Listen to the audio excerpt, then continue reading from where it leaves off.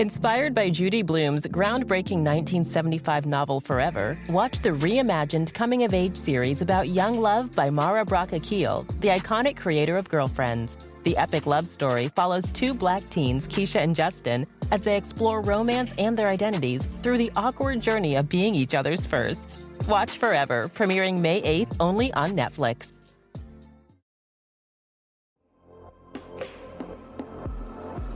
Welcome to the home of Florida's finest everything.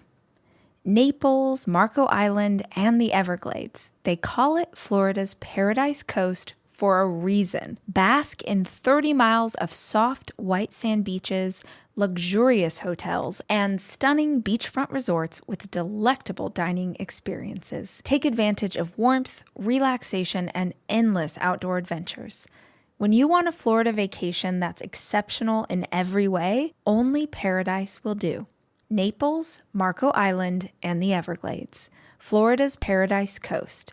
Plan your visit now at paradisecoast.com. Oftentimes, the outcome we are looking for has potentially 15 different roads that we can walk down to get to it. And this is what stresses people out because they're like, Rach, there's so many ways that I can get from here to there that I get stuck in not knowing which road is the right road. And so I try nothing. You just stay here going, well, should I try and get healthy by signing up for a half marathon? Should I try and get healthy by getting a gym membership? Should I try and get healthy with a nutritionist? Should I try literally anything? Try anything. Try something. Try everything. Just make a move. I cannot stress this to you guys enough that you have to start moving if you want momentum in any direction. You have to make a decision. You have to do something.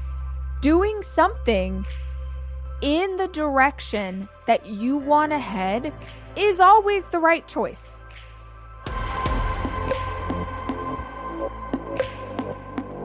Hey guys, it's Rach. Welcome to the show. I'm so glad that you're here with us today. And I have a favor, which sounds kind of harsh if we just met, but I'm assuming that most of you have been a part of this community for a hot minute. And so I gotta ask, are you subscribed to the podcast? Subscribing to the podcast you listen to regularly is one of the best things that you can do for hosts like me. It helps to support the show and the staff that works on it. It ensures that you never miss an episode when we drop a new one. And here's the cool thing about subscribing. If you do it and then you hate this show, just unsubscribe. It's one click away. In the meantime, if you're listening, we would so appreciate it if you would just tap that button and make it official.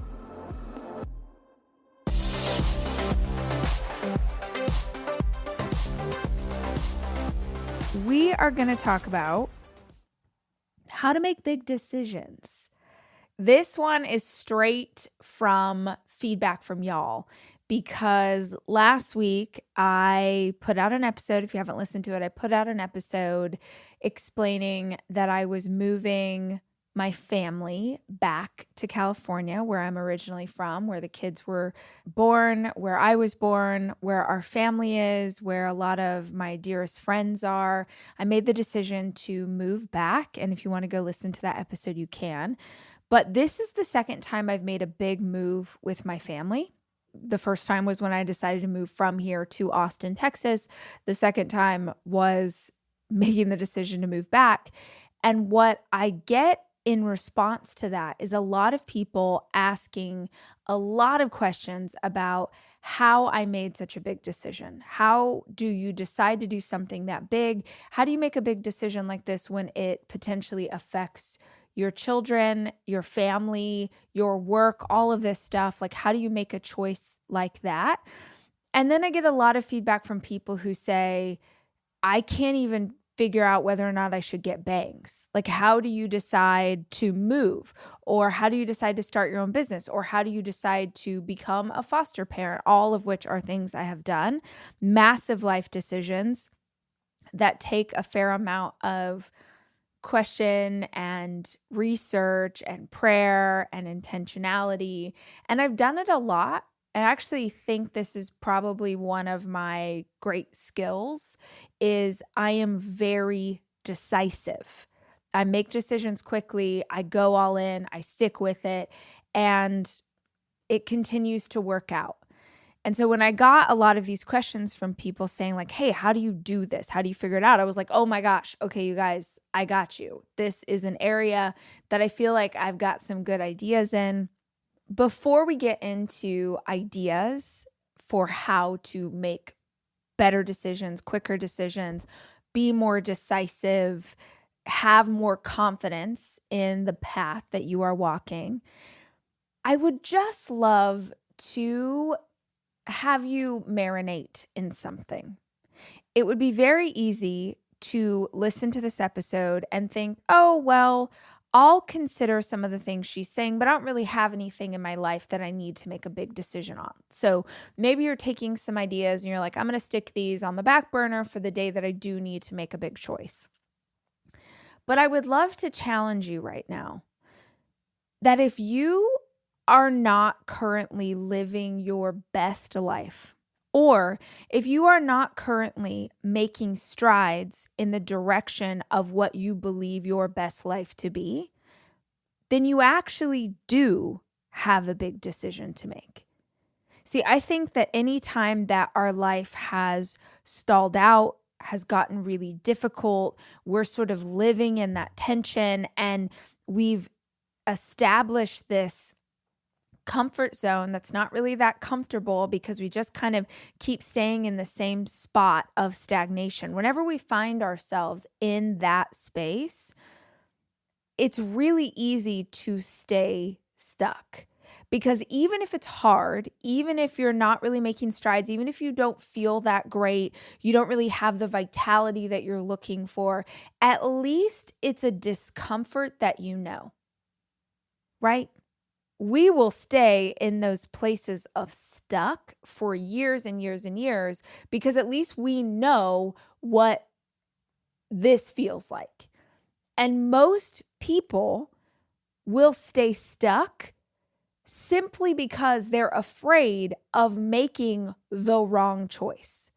The fear of making the wrong choice will keep people in situations and circumstances and relationships and jobs for years and years and years longer than they should be because they're like, well, at least this is a crap pile that I know. I'm familiar with what this is. I know how to navigate. I know how to keep my head above water in this current. So we establish this fear that if we were to make a choice, that somehow we would make things worse. So what I would love for you to consider right here at the top is that if you find yourself in a comfort zone, if you find yourself in stagnation, if you're not currently making strides in the direction of the person that you want to become, then you are one great decision away from everything changing. You're literally one decision away from everything in your life changing for the better. And that decision could be, I'm going to lace up my sneakers and go on a long walk and just move my body, right? That decision could be, I'm going to call and have this hard conversation. That decision could be, I'm going to quit my job. I don't know what the decision is that you need to make, but I am positive that if you don't feel like you're currently making strides, it's because you're not currently making decisions. When we're considering how to make a big decision, frankly, how to make any decision at all, here are some things I would love for you to consider. The first thing I want you to think about as you're debating what you should do is that it is fear that is holding you here. Fear is keeping you in this place.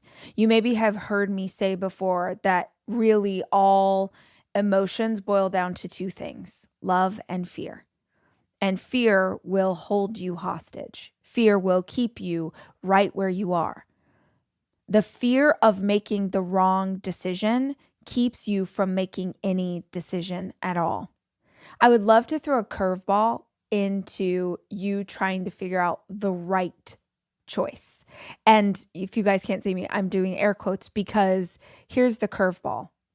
I don't think there is ever a perfect answer. I think that we make the very best decision that we can with the information that we have right now.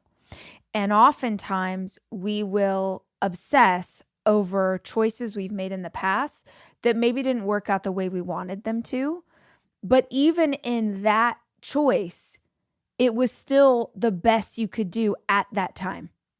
If you had had more information, if you had had more foresight, if you had had more ideas, more resources, more money, more experience, more any of it, if you had had those things, you would have chosen differently. So obsessing over a past mistake is missing the entire point. And the entire point was that all unfolded exactly as it was meant to, because that's what needed to happen in order for you to learn the lesson you needed to learn. I think that the universe will continue to serve us up with the same lessons again and again and again. We will get teachers again and again. That teacher will come in the form of a really crappy boss who has the same characteristics as a shitty ex-boyfriend, who has the same characteristics as a friend that you should have never been friends with. If you look back over the course of your life, you will see all of these things that you thought were mistakes, or all of these things that you thought were failures or were wrong or were bad, were really just teachers. And the crazy thing about these teachers is that they keep getting more intense, right? If you don't learn the lesson that the universe keeps trying to help you learn, it will become more and more painful. If you can just look at any past mistake as part of the journey, if you can just accept it as what was meant to happen, if you can find the pieces of it that were for you, right? We either believe that life is happening to us, or we believe that life is happening for us. And if we're going to believe that life is happening for us, it can't just be the good stuff. It's also got to be the hard stuff. It's got to be the things that go horribly wrong. But even in the pieces that go really, really wrong, I always learn. I always become a better version of myself. I feel like my compassion grows, my empathy grows. It teaches me to slow down next time, to be more intentional, to take more time, to think it through. There is not a bad choice here. In fact, I think the only bad choice is staying stagnant. We have to move forward. There's no such thing as you staying in one place. We have this illusion that we can stay, I'll just like hold on right here. I'll just stay right where I am and nothing bad's going to happen to me. And I'll just stay here until I have the courage or the strength or the whatever to move forward. But we're never really staying in one place. We're either moving forward or we're sliding back. The longer that you stay in that stagnation, that sort of slow backslide, the harder it is to build the momentum to go again. So I actually would love for you to consider that there is no bad choice. Just choose something. Just choose something. Because what you are currently doing is not serving you in the way that you want it to, or you wouldn't be trying to make a decision in the first place. So that's the first thing, is understand that even if you choose and it doesn't work out the way you want it to, you can just make another choice. It's why I didn't have fear about moving, because I knew that even if we moved to Austin, Texas, and it didn't work out the way that I was hoping it would, that we could just move back, or that we could just move somewhere else, or that there's just another decision that you can make that will be the right choice. But I was trusting that along the way, we would be given skills and tools and friends and support and love and life experiences that we wouldn't have had if we just stayed stuck. And there were reasons that we moved to Austin, things that I thought would be healed, things that I thought would be made better, that weren't. In fact, in a lot of ways, moving there, I think, was actually starting the beginning of the end of a lot of things. But it was the beginning of the end of things that needed to end.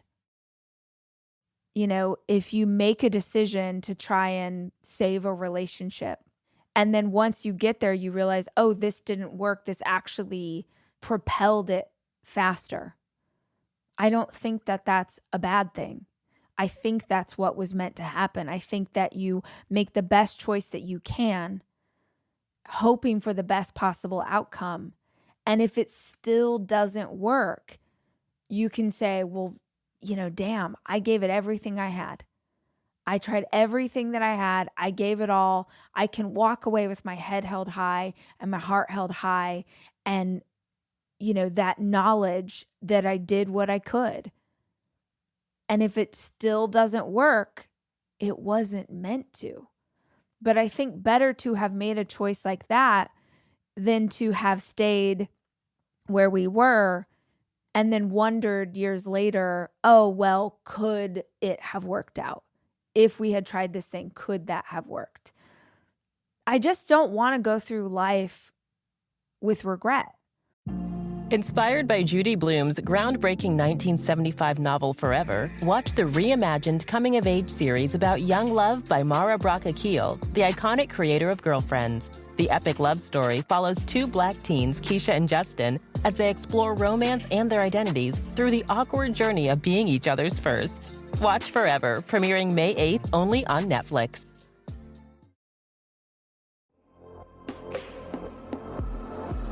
I'm a sneaker kind of girl. I love comfortable shoes, but I also want them to look cute. The New Balance 1080 is that versatile go-to sneaker that's ready for anything. I wear them to the gym. I wear them out on jogs. I wear them around the town to go get groceries. I do it all. You get the perfect mix of comfort and performance. So you're covered from coffee runs to race day. Runners love that cushioned midsole because it's got their back, or, well, actually their feet. But basically, it's this giant, cushiony, beautiful marshmallow shoe. Doesn't make sense until you put it on your feet, and then you're like, oh, yeah, Rach, this is just like walking in a marshmallow. Ready to upgrade your kicks? Shop the 1080 now at newbalance.com.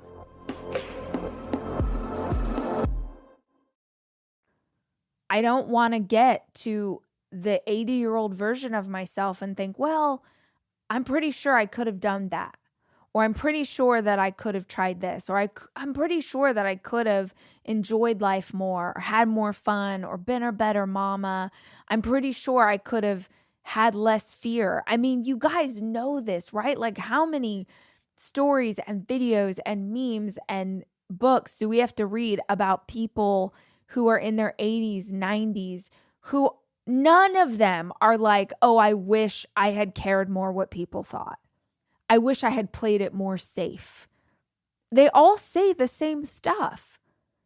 I don't know why it's so hard for us to get this now, when we know in our heart of hearts that when we're 85, we're going to wish that we had visited Machu Picchu instead of being so terrified of leaving our hometown. We're going to wish we had taken a chance. At least I feel like I don't want to get to the end of my life and wish I had taken a chance. Which brings me to, how do you even know what choice to make?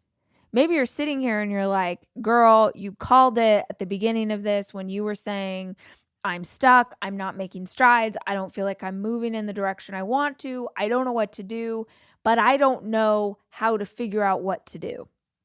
I thought of an idea for you guys.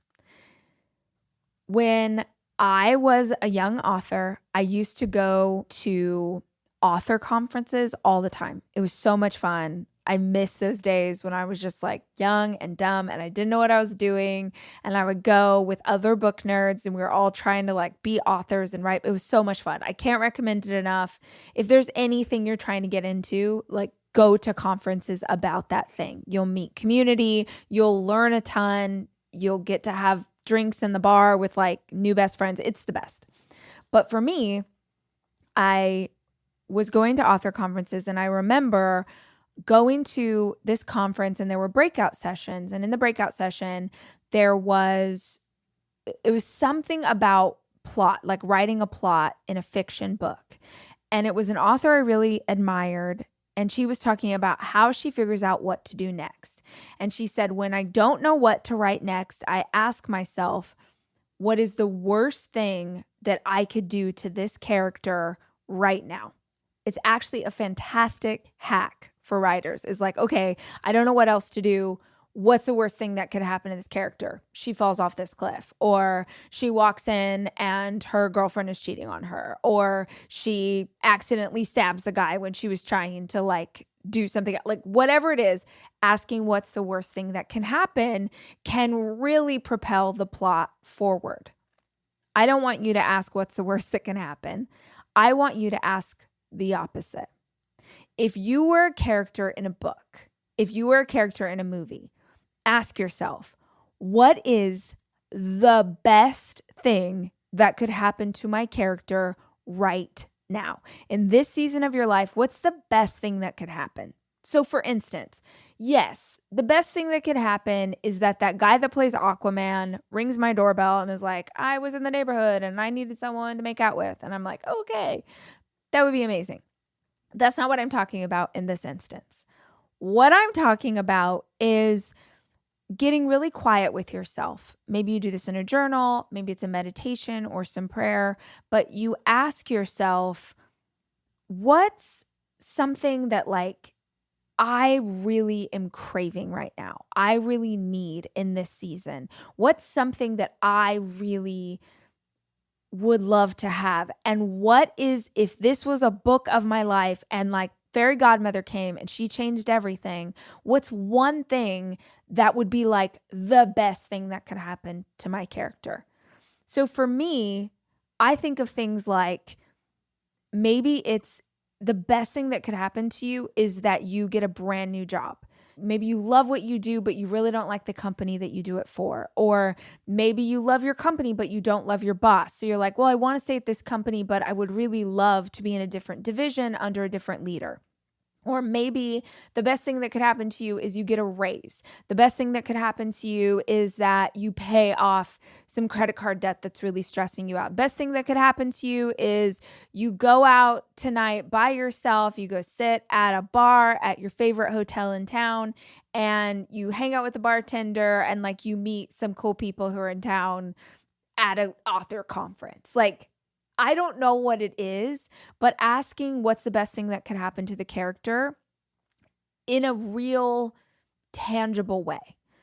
Not in the best thing that could happen is that I would win $10 million in the lottery. Yeah, that would be great, but that doesn't help you figure out steps that will make your life better or decisions that you could make that would make it feel better right now. Oftentimes when I'm feeling sort of blah, I will ask, okay, if I could do anything in the world today, what would I do? This is really helpful for me as a mom because some days I'm like, I wish that I could be laying by a pool, having champagne on a tropical island. Like, yeah, that would be amazing. I'm like, okay, we can't do that today. We got 4 kids, we got school drop off, we got the whole thing, but you could go outside for 10 minutes. I've done this so many times, you guys. Like, go outside for 10 minutes and just sit in the sun. You can get a piece of what it is you're trying to pull into your life. Or maybe I'm like, well, if I could do anything, I would want to be laughing with my girlfriends. Okay, well, I can make plans to go have dinner with my friends.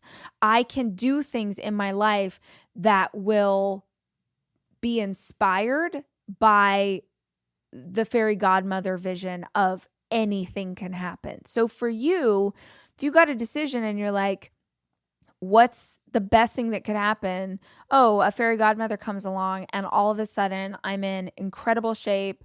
I'm 2 weeks away from crossing the finish line at my first half marathon. My energy is through the roof.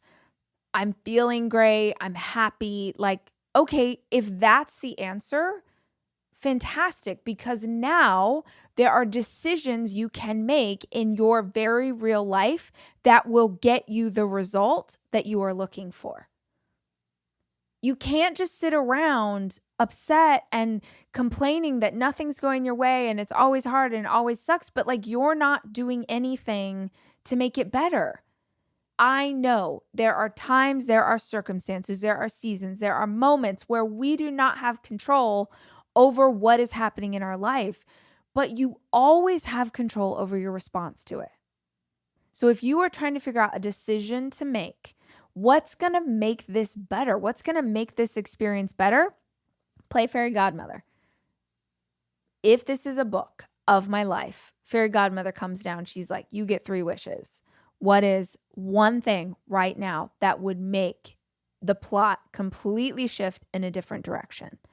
Sometimes that's about adding things to our life. Sometimes that's about subtracting things or people or experiences that should not be there.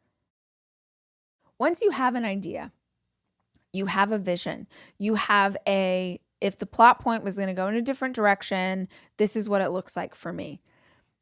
Oftentimes the outcome we are looking for has potentially 15 different roads that we can walk down to get to it. And this is what stresses people out, because they're like, Rach, there's so many ways that I can get from here to there that I get stuck in not knowing which road is the right road. And so I try nothing.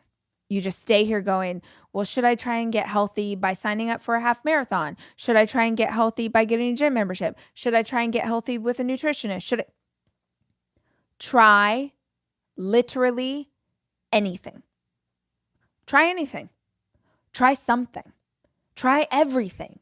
Just make a move. I cannot stress this to you guys enough that you have to start moving if you want momentum in any direction. You have to make a decision. You have to do something. Doing something in the direction that you want to head is always the right choice. It is just always the right choice. Even if you head down that path and you're like, oh, actually, I thought that it was going to be Pilates for me, but I really don't like Pilates.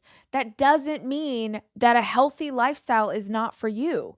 It means that that specific path was not the way that you're going to get where you want to go. Guys, I did it. I got the Hydro Jug Traveler. It is the mug that everyone's talking about because it's completely leak-proof, cup holder compatible. That's the piece that I really wanted. I wanted it to go in my cup holder. And it has a hygienic circular flip straw that's easy for sipping. The Hydro Jug Traveler comes in multiple colors and sizes, 40, 32, and 22 ounces. I have it in 3 colors, so you can find the perfect bottle that matches your style. Go to hydrojug.com and use the code RACH to save 10% at checkout. That's code RACH at thehydrojug.com for 10% off at checkout.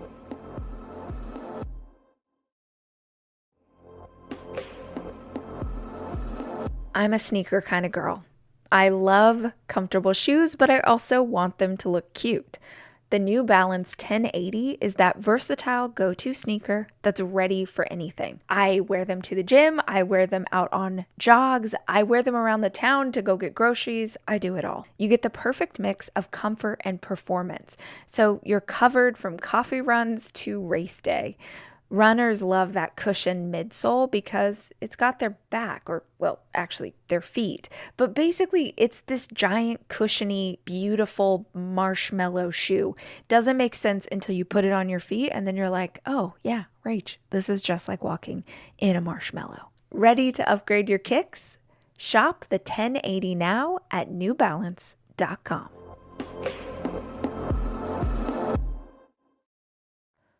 We have this like crazy all or nothing mentality that it's got to be this very specific thing or nothing at all. And it is killing so many dreams. Like they die on the vine because we give up the pursuit just because we took a few steps in a direction and decided it was the wrong direction. The direction can be wrong and the finish line still be right. All right. So we've decided we need to make a decision. We've asked ourselves, plot point, fairy godmother, what's the best thing that could happen right now? We've got an idea of a finish line we'd like to head in the direction of. We're willing to walk down a path and just try it and see what happens. My next piece of advice is to throw yourself all the way in. I feel like this is another area where people really struggle, is that they say they're trying something, or they say that they want something, or they say that they're going to move in a direction, but they really are allowing fear to keep them from really going in.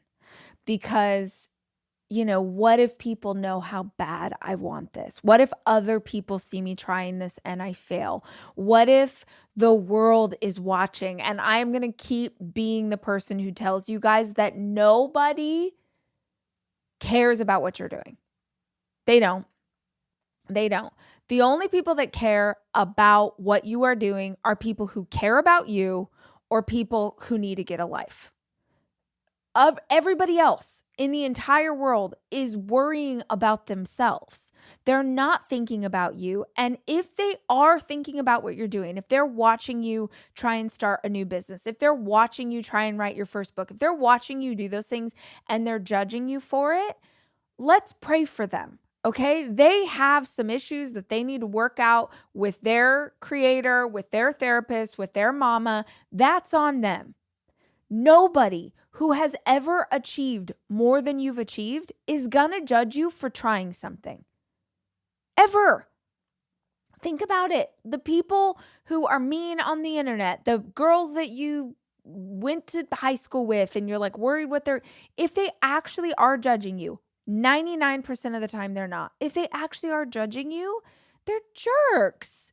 They're jerks. And why do we care about the perspective of a jerk? You know who's never going to care about a jerk? Your 90-year-old self. Your 90-year-old self is going to be like, I wish I had put on a bikini and danced the hoochie coochie. She's going to wish that she had done something wild and fun and lived her damn life. That's what 90-year-old you is going to wish she had done. She's not going to be like, oh, I'm sure am glad that the other moms at PTA didn't think I was weird because I dyed my hair purple. Like, what are we doing? Go all in. You need every ounce of energy and momentum that you can possibly get behind this dream you have. And if you need every ounce of energy and momentum, then by God, you got to give it your all. You got to go all in. What that looks like for me is like immediately. I did this when I moved to Austin. I'm doing it as I'm moving back. I'm all in my new neighborhood. I'm meeting all my neighbors. I know the names of the baristas at the coffee shop. I know the people at the front desk at the gym. Like, I'm going to the farmer's market. I'm getting involved in my community. I want to be a part of this community. I'm not dipping my toe in the water here. I'm cannonballing. I'm doing it all. And everything that I want to take on in my life, be it business, this show, the tour this summer, like everything I'm doing, I'm giving it my all. Because then I can go, okay, well, it didn't work, but it wasn't because I didn't go in with my whole freaking heart. If you go in with everything you've got and it still doesn't work, I believe that God's trying to guide you. I believe your rejection is God's protection. I believe that doors slam in our face. I believe that stuff works out when it's supposed to, and then it's really obvious when it's not meant to be. And the biggest mistakes I have made in my life are when I try and force something that wasn't supposed to be mine. I have done this a lot in life where I'm like, no, I can make this work. I can do anything. I can achieve anything. I won't take no for an answer. At this place in my life, I don't take no for an answer about the end goal, but I understand that there are all sorts of no's on the path that I'm supposed to listen to. So go all in. And one of the ways that I love to approach an all in perspective is to give yourself some inspiration, to find other people who have done the thing that you want to do and just geek out. Because honestly, I assume that if you're headed in a direction, you're interested in the thing you're trying to do, right? If you're trying to decide whether or not you should move to Milwaukee, then you're interested in Milwaukee. If you're trying to decide whether or not you should go back to school and get your MBA, you're interested in that. I hope that there's nothing in life that you are taking on. Like, we should never be pursuing some massive goal, dream, because someone else thinks it's interesting. How many times in our lives do we pursue the career that mom and daddy wanted us to have? That we pursue the conventional choice that we're supposed to reach for. We pursue the things that we think we're supposed to want. That's probably one of the easiest ways to understand if a goal is for you is, are you actually excited by it? Are you excited by it? Or do you think you're supposed to be excited by it? Are you excited by it, or is your partner excited by it? And by the way, you can absolutely pursue things together in partnership because your husband, wife, girlfriend, boyfriend, partner, whatever, is super interested in the idea, but not if that pursuit is going to require a piece of your energy that you now are not able to give to your own hopes and dreams. A really fantastic example of this that is going to rub some people the wrong way because we don't like to talk about it is, I think this happens a lot with having kids. I think that on both sides, that we have parents who want us to have kids, we have partners who want us to have kids, society wants us to have kids, and we make a choice, especially as women, but this is true if you're a mama, daddy, doesn't matter. You make a choice to have a child, you are giving yourself away for the foreseeable future. Of course, you can still pursue your own hopes and dreams for your life, but not when you have a newborn. Okay, you can, but it doesn't work out well for anybody. I was talking to one of my friends about this the other day, that, you know, we go through that time. I'd say from the time you have a baby, 2 years, really, like, especially if it's your first baby, you don't know what you're doing. Your head's like not on straight. You don't know which way is up. To have a child, to choose to bring a baby into this world, you gotta want that with everything in you. To make that choice because your partner wants it, or because your mom keeps pressuring you that she wants to have grandkids, or because you think that's the next step in the game of life, right? You did college, you got married, you got your condo, now it's time for you to have a baby. Y'all, that's dangerous. So many of us have done it. I've done it. Girlfriends have done it. Millions and millions and millions of people all over this world have not consciously walked into parenting understanding how much it will require of us. And I wouldn't take it back for the world. But if you are trying to make a decision about that, if you are trying to make a decision about anything where your partner wants it more than you do, it can't be something that is going to require everything of you to accommodate your partner. Does that make sense? Like, your partner really wants to move, let's say your partner really wants to move to a new city because they have this great job opportunity. Well, if you love your job in the city that you're in, to move with your partner is going to require a huge sacrifice from you. Versus if you have a job where you work from home and it kind of doesn't matter where you do what you do, you moving to a new city with your partner is not that big a deal because, frankly, you can do this work from wherever you are. Just be conscious of any decision that's really not something you want It's something they want, but it's going to require too much from you. The cost to you cannot be so great that you are not able to pursue what you actually want. And most women live their lives this way. Most women will give everything of themselves to accommodate other people's hopes and dreams, not realizing that in going along with someone else's decision, you've given away all of the decision power in your own life. Get yourself some inspiration. Find people who have done the thing that you want to do, whether that's on social, go on YouTube, read books, arm yourself with an example of what this looks like. And I made a note on this because I give you guys this advice a lot to model behavior. When we don't really know what we're doing, when we're trying something new, it's super helpful to model behavior of someone who's done it before you. But I'd like to add one little asterisk here. Be specific in the inspiration. If you want to start your first business, and let's say you're a 45-year-old mother of 2, kids are in high school, you feel like this is your time to shine, you've always wanted to start your own salon, this is your moment, you're going to take it on. Yes, you can get inspiration from some alpha bro, entrepreneur, YouTuber, whatever. You can. Those guys inspire me too. Like there are times and moments where that really pumps me up.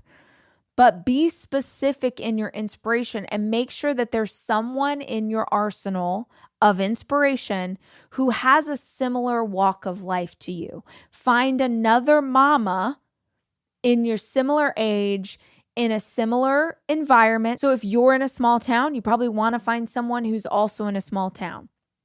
If you're a college grad, you got no money, but you're trying to do your first big thing, you probably want to find someone who was once a college grad, who's got no money, who did their first big thing. Look at people who have a similar walk of life that you do so that you can see how they did it. And also, by the way, be the one who pays that forward. So when you get to the other side of this, when you get to the goal, freaking tell people, yo, hey, that was me. You be like, I'm divorced. I was this. I was $50,000 in debt. I did. And here's exactly what I did to get to this point. Like turn around and hold up the lantern for other people on the path. And you don't have to do it in a way that's like, yo, like I did it. Now I'm rolling around in piles of money on my golden jet. Like, don't be that person. Be the person who's like, oh, here are 4 things that really helped me. I mean, my entire career is built around the idea of me going, hey, here's some stuff that helped me do these 3 things and maybe it'll be helpful for you too. But find some inspiration and make sure the inspiration is specific. All right. Really good advice that I did not have when I was younger and I would love to give to you. If you are a bleeder, if you are someone who gets a period, meaning you are someone whose hormones cycle out over an entire month, wait at least a month to make any big decision. Wait a full moon cycle and allow yourself to consider the decision from every single place in your hormone cycle before you decide. Certain times of the month, I am a lot more short-fused. Certain times of the month, I'm more introspective. Certain times of the month, I'm really quick. Like I just want to make decisions that I want it over with, and that's very rarely the right choice. But if you can sit with something for a full hormone cycle, that is really powerful to make sure you've seen it from every angle. Now, if you're trying to decide which kind of workout to do this week, you do not need to wait a month, okay? I'm saying if you're just trying to decide if you should move, if you're trying to decide if you should have a baby, if you're trying to decide if you should get married, if you're trying to decide if you should break up with your partner, if you're trying to do something big, at least a month. Sometimes it's longer. but at least a month so that you can see it through every single angle. And don't just say, I'm going to wait a month.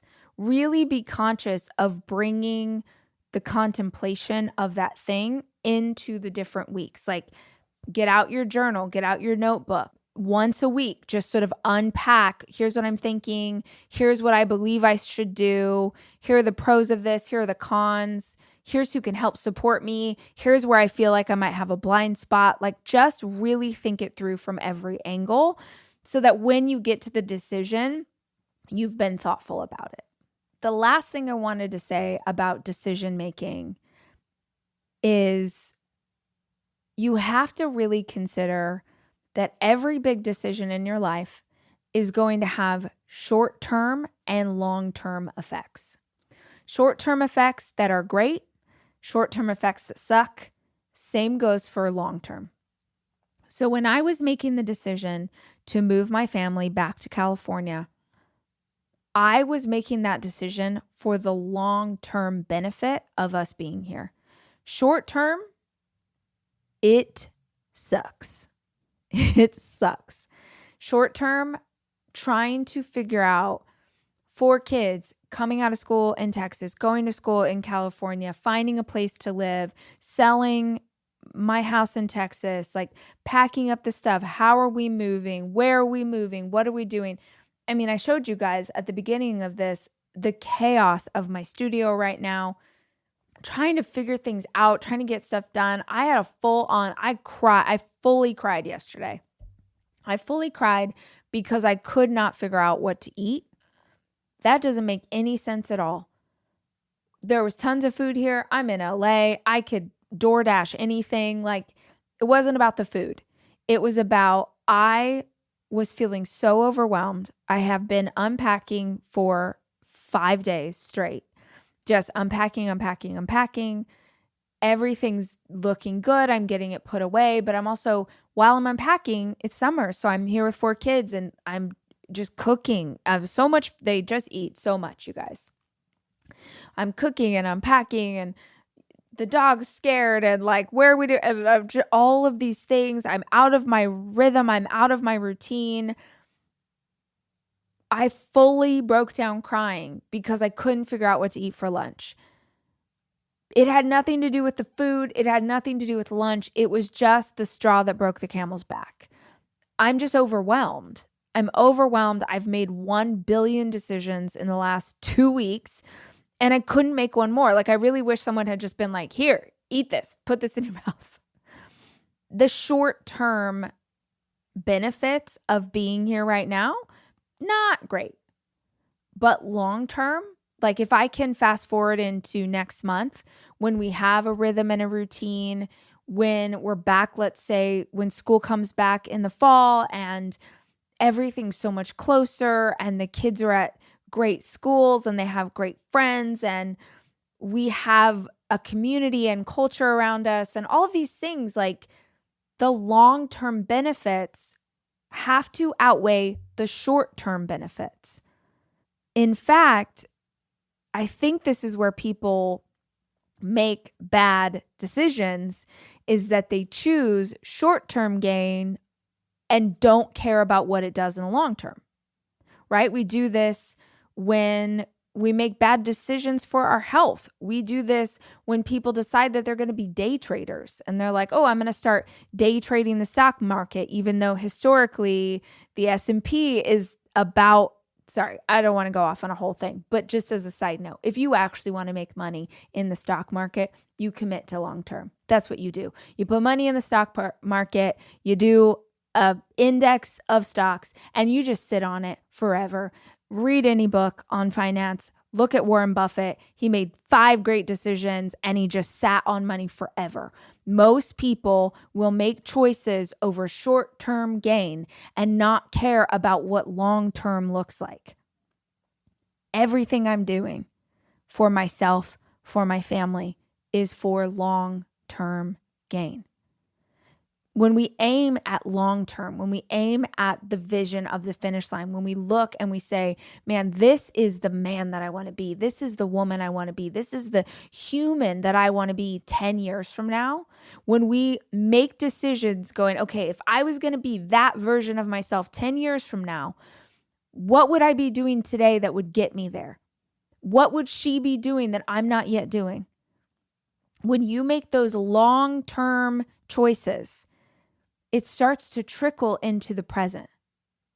But when you make a decision for short-term gain, I have rarely found that I am benefiting from something that was just about short-term gain. All of that to say, it sucks a bit right now. My big life decision doesn't feel great currently. But 2 weeks from now, it's going to feel fantastic. I'm going to figure it out a little bit at a time.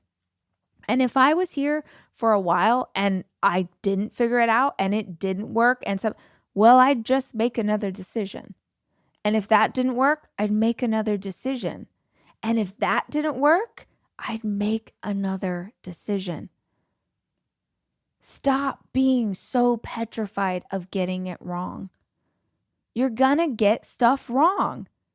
But nothing you get wrong is going to be the end of the world. It might just be like, oh, okay, well, I should have done that. Or, I signed up for this thing and that was terrible. And I definitely don't want to flip houses on the weekends. I was just confused about but like even in getting a no, or even in getting to, oh, this thing isn't for me, that's the thing that tells you, okay, we now know that this wasn't for me, but maybe this is. How do you make a big decision? You just make a freaking decision. That's how. And then you figure it out. And if you look at your personal history, I guarantee that you have so many examples of times in your life where you didn't know what you were doing and you felt like maybe you had made a wrong choice. And it turns out you were awesome and you figured it out. It'll be the same with this decision, but you have to actually do something. All right, guys, if you are still with me, thank you so much for hanging out. If you are still here, I'm hoping that means that you got something out of this episode.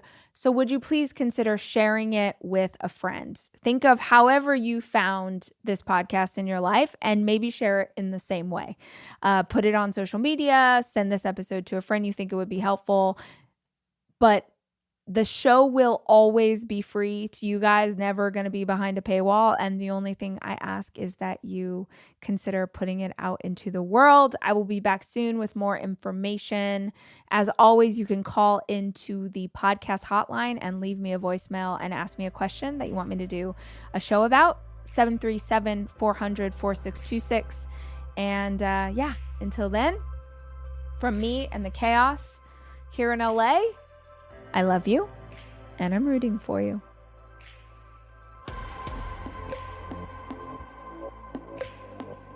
The Rachel Hollis podcast is produced by me, Rachel Hollis.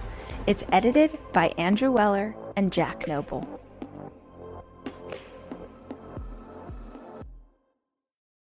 Hey, everybody, it's Rob Lowe here. If you haven't heard, I have a podcast that's called Literally with Rob Lowe.